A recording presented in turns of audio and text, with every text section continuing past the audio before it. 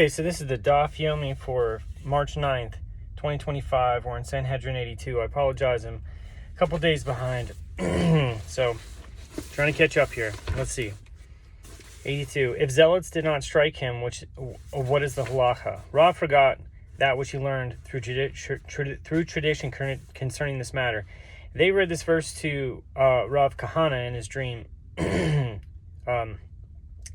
Quote, Yehuda has dealt treacherously, and an abomination is committed in Israel and in Jerusalem, as Yehuda or Judah has profaned the sacred of the Lord, which he loves, and has engaged in intercourse with the daughter of a strange god. Malachi 2:11. Rav Kahana came and said to Rav, "This is what they read to me in a dream." Rav then remembered that which he learned through tradition and said, "Yehuda has dealt treacherously." This is a reference to the sin of the idol worship. And likewise, it says, "But as a wife who treacherously departs her husband, you have dealt treacherously with me, house of Israel, says the Lord." Jeremiah 3:20. And quote, "And an abomination is committed in Israel and Jerusalem." This is a reference to male homosexuality, and it likewise says, quote, "You shall not lie with a man as one lies with a woman. It is an abomination." Leviticus 18:22. Quote, "As Judah has profaned the sacred or Kodesh of the Lord." This is a reference to a prostitute, which likewise says, quote, "There should be no harlot, a Kadesha of the daughters of Israel," Deuteronomy 23:18, "and has engaged in intercourse with the daughter of a strange god." This is a reference to one who engaged in intercourse with a Gentile woman. It is written thereafter with regard to those enumerated in the verse, "May the Lord excite the man who does this, who calls and who answers from the tents of Jacob, and he who sacrifices a meal offering to the Lord of hosts." Malachi 2:12. The Gemara interprets the verse, "If he is a Torah scholar, he will have neither one among his descendants who calls and initiates discourse among the sages, nor one who answers among the students. That is, one who is capable of answering questions posed by the sages. If he is a priest, he will not have among his descendants a son who sacrifices a meal offering to the Lord of hosts." Rabbi Chia bar Ahuva says, with regard to anyone who engaged in intercourse with a Gentile woman as though he married the object of idol worship itself, as it is written, "and has engaged in intercourse with the daughter of a strange god." Does a strange god have a daughter? Rather, this is a reference to one engaged in intercourse with a Gentile woman who is an adherent of a strange god. The Gemara cites another of Rav Chia bar Ahuva's statements. Rabbi Chia bar Ahuva says, "It was written on the skull of Jehoiakim, king of Judah, this and yet another, indicating that he will suffer a punishment in addition to the punishment that he already received." The Gemara relates, the grandfather of Rabbi Perida, Rabbi Chia bar Ahuva, found a skull that was cast at the gates of Jerusalem, and upon it was written, "This and yet another." He buried it, and then it then emerged, or navug, from beneath the soil. He buried it and then emerged from beneath the soil again. He said, "This is the skull of Jehoiakim, as it is written in this regard, quote, 'With the burial of a donkey he shall be buried, drawn and cast beyond the gates of Jerusalem,' Jeremiah 22:19. And he will find no rest in a grave." So Rabbi Chia bar Ahuva said, He is a king, and it is not proper to treat him contemptuously. He took the skull, wrapped it in silk, Bashi Ra'eh, and placed it in a chest, Besifta. So his wife came and saw the skull, went out and told her neighbors and asked them what it was. The neighbors said to her, "This is the skull of the first wife to whom he is married, as he has not forgotten her and keeps the skull in her memory." That angered his wife, and she kindled the oven and burned the skull. When Rabbi Chia, son of Ahuva, came and learned what she had done, he said, "That is the fulfillment of that which is written about him. This and yet another. Having his remains cast beyond the gates of Jerusalem did not complete the punishment of Jehoiakim. He suffered the additional indignity of having his remains burned." When Rav Dimi came from Eretz Yisrael to Babylonia, he said, The court of the Hasmoneans issued a decree that one who engaged in intercourse with a Gentile woman is liable due to his violation of prohibitions represented by the letters Nun, Shin, Gimel, Aleph. He is liable for engaging in intercourse with a menstruating woman, a Nida, who did not immerse in a ritual bath and remains impure. Although by Torah law there is no impurity of menstruation with regard to Gentiles, it has been decreed that one must distance himself from them as he does from a menstruating woman. So basically, Gentiles are considered to have that same level of impurity because obviously they don't follow any purity laws, so they can't be trusted to have a level of purity in that sense. It has to be assumed that they're impure. Okay. Okay, he is liable for engaging in intercourse with a Canaanite maidservant. So, shivcha, as relative to a Jewish woman, the status of a Gentile woman is that of a maidservant. He is liable for engaging in intercourse with a Gentile woman, or goya, and with a married woman, an eshet ish. When Ravin came from Eretz Yisrael to Babylonia, he said he's liable due to his violation of prohibitions represented by the letters Nun, Shin, Gimel, Zayin. Ravin agreed with Rav Dimi that the Hasmoneans decreed that one who engaged in intercourse with a Gentile woman is liable for engaging in intercourse with a menstruating woman, a maidservant, and a Gentile woman. He adds that the individual is liable for engaging in intercourse with a Zona, but he disagrees with Rav Dimi and holds that one is not liable due to the violation of the prohibition involving matrimony. That is, of engaging in intercourse with a married woman, because the halakhic framework of matrimony does not exist among Gentiles. The halakhic framework, it doesn't mean that marriage doesn't exist among the Gentiles, because there's a handful of things. There's even places in the Mishnah where it specifically says, like, if someone converts, like if a couple converts, like, is their ketubah still a valid ketubah? And the answer is yes. So it's not what it says. I've heard rabbis run around saying that, Gentiles can do whatever they want relationship-wise because there's no marriage among the Gentiles, and that goes against the 7 Noahide laws, and it goes against the Mishnah flat out. So, but anyway, that's the halakhic framework of matrimony, which is kiddushin and nisuin. So there's a difference. But anyway, this is why Gentiles have a crazy idea of engagement, whereas in America or wherever you are in the world, it's like, will you marry me? Okay, yes, I will marry you. And that's all in the future. Whereas in Judaism, it's like, I betrothed you to me, and that's it. Like, it requires a certificate of a divorce to annul. So the and then it's finalized at the chuppah. Okay, so, but anyway, the relationships are fundamentally temporary, and I should need to back up.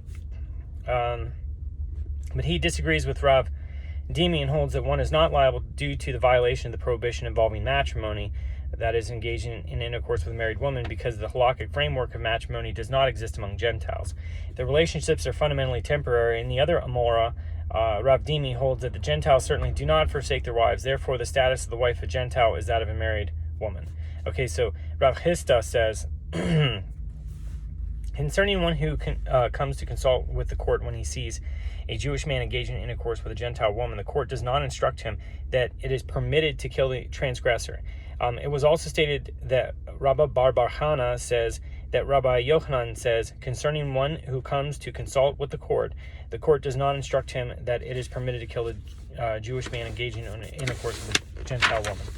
Okay, moreover, if Zimri, the son of Salu, in Numbers 25, 1 through 9, had separated himself from the woman and only then Pinchas killed him, Pinchas would have been executed for killing him, because it is permitted for zealots to kill only while the transgressor is engaged in the act of intercourse. Furthermore, if Zimri would have turned and killed Pinchas in self-defense, he would not have been executed for killing him, as Pinchas was a pursuer. One is allowed to kill a pursuer in self-defense, provided the pursued is not liable to be executed by the court. So it is stated, and Moses said to the judges of Israel, each of you shall slay his men who have adhered to Baal Peor. Numbers 25, verse 5. The tribe of Shimon went to Zimri, son of Salu, their leader, and said to him, they are judging case of capital law and executing us, and you are sitting and are silent. What did Zimri do? He arose and gathered 24,000 people from the children of Israel and went to Cozbi, the daughter of Zor, princess of Midian, and said to her, "Submit to me," and engage in intercourse with me. She said to him, "I am the daughter of a king, and this is what my father commanded me. Submit only to the greatest of them." Zimri said to her, he too, referring to himself, is the head of a tribe. Moreover, he is greater than Moses, as he is the second of the womb. As he descends from Shimon, the second of Yaakov, and Moses is the third of the womb, as he descends from Levi, the son of Jacob. But he's also the third child from his parents. So Aaron, Miriam, and then Moses. So he wasn't even like a firstborn. So he seized her by her forelock and brought her before Moses. Zimri said to Moses, son of Amram, said to Moses, "Son of Amram, is this woman forbidden or permitted? And if you say that she is forbidden, as for the daughter of Yitro to whom you are married, who permitted her to you?" The halacha with regard to the proper course of action when encountering a Jewish man engaging in intercourse with a Gentile woman eluded Moses. All the members of the Sanhedrin bawled in their weeping, and that is the meaning of that which is written, and they are crying at the entrance of the tent of meeting. Numbers 25 verse 6. And it is written thereafter, and Pinchas, the son of Eleazar, son of Aaron the priest, saw and arose from the midst of the congregation and took a spear in his hand. Numbers 25 verse 7. And notice Pinchas was actually he was a third. So it's kind of interesting there too. So, but anyway, the Gemara asks, what did Pinchas see that led him to arise and take action?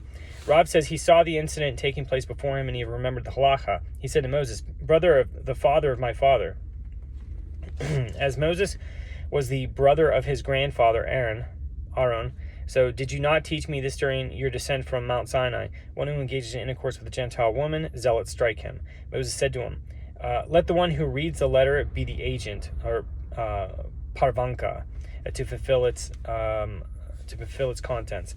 And Shmuel says, Pinchas saw and considered the meaning of the verse, "There is neither wisdom nor understanding nor counsel against the Lord," Proverbs 21:30, which the sages interpreted to mean, anywhere that there is a desecration of the Lord's name, one does not show respect to the teacher. In those situations, one need not consult his teacher, but must immediately proceed to right the wrong that is transpiring. Therefore, he took the spear and took immediate action. Rabbi Yitzchak says that Rabbi Eliezer says, he saw that an angel came and destroyed among the people in punishment for the sin of Zimri, and he realized that he must take immediate action to ameliorate the situation. It is written with regard to Pinchas, he arose from amidst the assembly, and he took a spear in his hand. Numbers 25, verse 7. From here, where it is written that he took a spear only after he rose from the assembly, it is derived that one does not enter the study hall with a weapon. The assembly in this context is referring to the seat of the Sanhedrin. Pinchas removed the blade of the spear and placed it in his garment, so kalo, and he held the shaft of the spear like a walking stick, and he was walking, leaning on his walking stick, the shaft of a spear. And once he reached the tribe of Shimon, he said, where did we find that the tribe of Levi is greater than that of Shimon? If all the members of your tribe submit to the temptation of the women of Moab, I may do so as well. After hearing that statement, the members of the tribe of Shimon said, allow him to enter. Like us, he too is entering to attend to his needs and engaging in intercourse with Moabite women. They rejoiced and said, apparently the pious and God-fearing have permitted this matter, as Pinchas is one of them. Rabbi Yochanan says 6 miracles were performed for Pinchas when he killed Zimri. One is that Zimri should have separated himself from Cozbi, and he did not separate himself. Had he done so, it would have been prohibited for Pinchas to kill him. And one is that Zimri should have spoken and alerted the members of his tribe to come to his assistance, and he did not speak. And one is that Pinchas directed the spear precisely to the male genitals of Zimri and the female genitals of Cozbi, so that the reason that he killed them would be evident. And one is that Zimri and Cozbi did not fall from the spear. And one is that an angel came and raised the lintel of that chamber so that Pinchas could emerge holding them aloft on the spear. And one is that an angel came and caused destruction among the people, distracting them from interfering with the actions of Pinchas. So Pinchas came and slapped them on the ground before the omnipresent and said before him, Rabbono Shel Olam, Master of the universe, will 24,000 of the children of Israel fall due to these sinners? As it is stated, and those that died in the plague were 24,000, Numbers 25, verse 9. And that is the meaning of that which is written, and Pinchas stood and wrought judgment, and the plague was stayed, Psalms 106:30. Rabbi Elazar says, it is not stated in the verse, and prayed, Vayit Palel. Rather, it is stated, Vayifalel.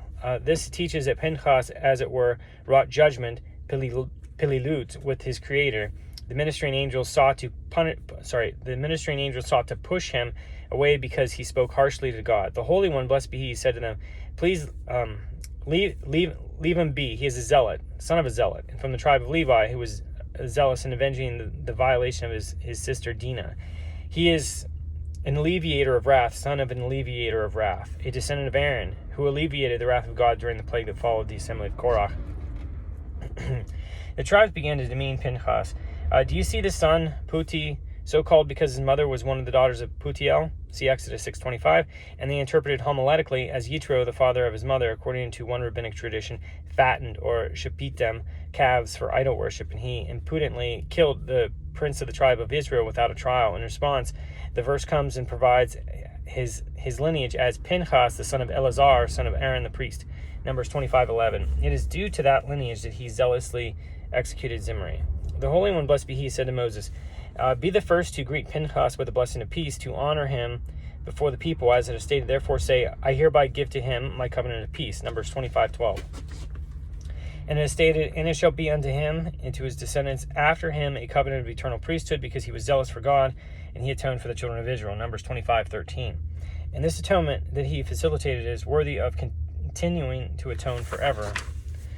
With regard to the same manner, Rav Nachman says that Rav says, what is the meaning of that which is written, the thigh-belted greyhound, Zarzir, or the he-goat, and the king against whom none can arise, Proverbs 30, verse 31. That wicked Zimri engaged in 424, the numerical value of the word Zarzir,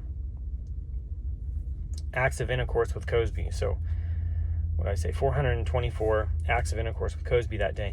And Pinchas waited until his strength waned from all that activity, and Pinchas did not know that it was not necessary to wait that long, because the king against whom none can arise, a reference to the Holy One, blessed be He, said to him. It was taught in Braita, Zimri engaged in intercourse 60 times until he became like an addled egg, whose contents are muddled in a non-differentiated fluid. And Cozbi was like a garden bed full of water. And Rav Kahana said, to underscore her disgrace resulting from her extensive sexual activity, and her seat was as wide as the area required for sowing one seah of seed, and Beit Seah. Rav Yosef taught the opening of her womb was a cubit. Rav Sheshet says Cozbi was not her given name, rather Shevilnai, daughter of Zur, was her real name. And why was she called Cozbi? Because through her actions she distorted, or Shekiz Zeva, the instructions of her father. He told her to submit only to the greatest of the children of Israel, and she submitted to the leader of a tribe.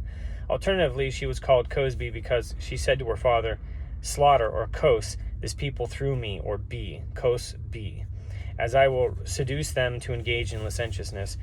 Her name was Shevilnai, and this is, as people say in reference to a famous prostitute. Between reeds and willows, what does Shevilnai seek? Clearly she seeks licentiousness. There is another adage, among the peels of the reeds, what does Shevilnai seek? Clearly she seeks licentiousness. She prostituted her mother. Apparently, Shevilnai became a name properly used to connote a prostitute. Since everyone refers to her as a prostitute, daughter of a prostitute, she has implicated her mother with her licentiousness. Rabbi Yochanan says Zimri has 5 names. Zimri, son of Salu, and Shaul, and son of the Canaanite woman, and Shalumiel, son of Zorei-Shaddai. He was called Zimri because the fact that he became like an addled, or a hamuzeret egg, as a result of engaging in multiple acts of intercourse. He was called son of Salu because of the fact that he evoked Shehisli, the sins of his family. He was called Shaul because of the fact that he lent Shehi Sheol himself to sinful matters. He was called son of the Canaanite woman because of the fact that he performed an act of Canaan, as the Canaanites are renowned for their licentiousness. And what is his given name? Shalumiel, son of Zorishaddai, is his name, the leader of the tribe of Shimon, Numbers 1:6. The Mishnah teaches, in the case of a priest who performed the temple service in a state of ritual impurity, the young of the priesthood kill him. Rav Acha bar Huna raised a dilemma before Rav Sheshet. In the case of a priest who performed the temple service in a state of ritual impurity, he is liable to receive death at the hand of heaven, or he is not liable to receive death at the hand of heaven. Rav Sheshet said to him, you learn the resolution of that dilemma from the Mishnah itself, as we learned. In a case of a priest who performed the temple service in a state of ritual impurity, his priestly brethren do not bring him to court for judgment. Rather, the young of the priesthood remove him from the temple courtyard and pierce his skull with pieces of wood. And if it enters your mind to say that he is liable to receive death at the hand of heaven, let the young of the priesthood leave him, so that he will be killed at the hand of heaven. Rather, what must one say? He is not liable to receive death at the hand of heaven. Rav Acha bar Huna rejects that proof. Is there any act for which the Torah absolves him of the death penalty as well, and we shall arise and execute him? Rav Sheshet said to him, and are there not cases where one is executed even though the Torah absolves him? But didn't we learn in the Mishnah, one who was flogged for violating a prohibition and then repeated the violation, the court places him in the vaulted chamber? Here too the merciful one absolves him of the death penalty, and we execute him. Rab Acha bar Huna rejects the proof. Doesn't Rabbi Yirmiyah say that Reish Lakish says, we are dealing with lashes administered for violations of prohibitions punishable by karet? As in that case, the man is essentially liable to be punished with death at the hand of heaven. So Rav Sheshet said to him, but isn't there a case of the one who steals a kasava who is exempt from punishment by Torah law, and the Mishnah says that the zealots strike him? Rav Acha bar Huna rejects that proof. But doesn't Rav Yehuda say we are dealing with a service vessel utilized in the temple, and the fact that one who steals a service vessel is liable to be killed by zealots is intimated in the verse, quote, but they shall not come to see the sacred items as they are being covered, lest they die. Numbers 4, verse 20. Rav Sheshet said to him, but isn't there the case of one who curses the sorcerer who is exempt from punishment by Torah law? And the Mishnah says that zealots strike him. Rav Acha bar Huna rejects that proof. But didn't Rav Yosef teach that the reference is to a case where one says, let the sorcerer strike his sorcerer, which appears to be like one who is a blessing, a euphemism for cursing the name of God, and he is liable to be executed for desecration of the name of God. Rav Sheshet said to him, but isn't there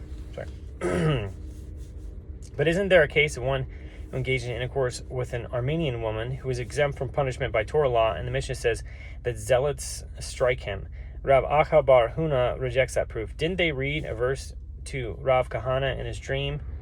And when he related his dream to Rav remembered that which he learned through tradition, that God will excite the soul of one who engaged in intercourse with a Gentile woman. Rav Acha bar Huna raised an objection to the opinion of Rav Sheshet that a priest who performs the temple service in a state of ritual impurity is not liable to receive death at the hand of heaven.